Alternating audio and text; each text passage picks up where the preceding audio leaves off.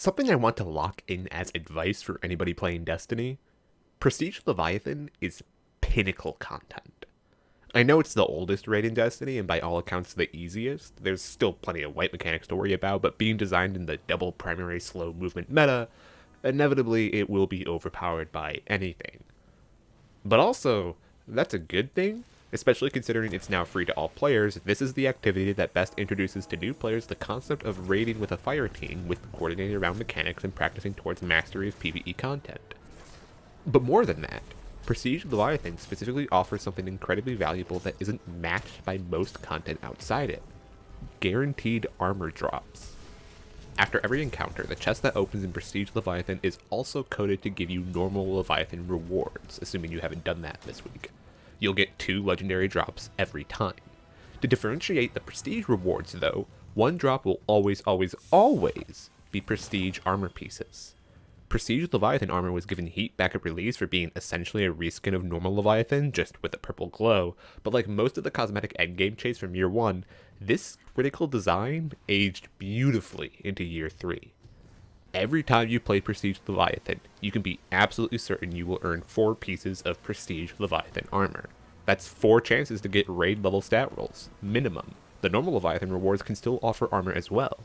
And with the seasonal mod slot changes, opulent mod slots can fill multiple jobs in your arsenal: Leviathan mods, Hive mods, Garden of Salvation mods, and Nightmare mods. And especially considering one of those are Hive, going out of your way once a week to farm reliable Leviathan armor drops is a pretty good value for your time. This is also on top of the Underbelly keys, which, if you aren't aware, are keys to year 1 chests that can semi-reliably drop year 1 exotics. The code means you might get weapons sometimes, but for new players that's still value, and then for everyone, there's still a chance for a year 1 exotic armor piece with strong rolls. My PvP transversus steps came from an Underbelly chest. And all of this is on top of earning tokens that can be turned into Benedict in the tower for more Leviathan drops, which means you can play on your favorite class each week, but still provide some valuable loot to your second and third characters. The only weakness of Leviathan raids, including the raid layers, are the weapons. There are some exceptions. Midnight Coup, Alone as a God, and Zenith of Your Kind stand out to me, but for the most part, getting a year 1 weapon late into year 3 is basically an auto-dismantle. But this is also true of every raid after the first season it's around. Like, even the weapons from Garden of Salvation, besides powering up your energy slot, have faded into obscurity.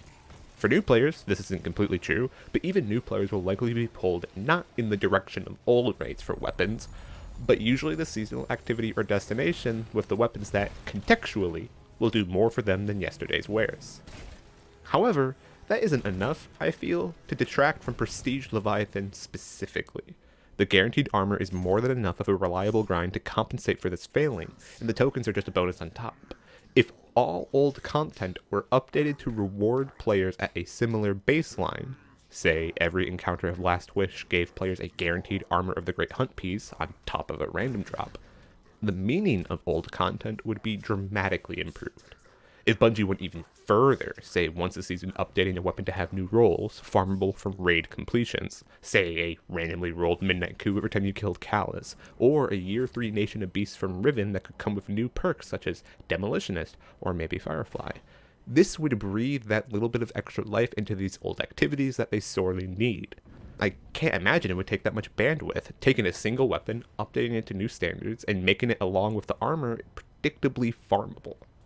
Prestige Leviathan already has half of that. The model is already there, and I can't imagine essentially re-releasing old weapons takes that much time out of Bungie's day.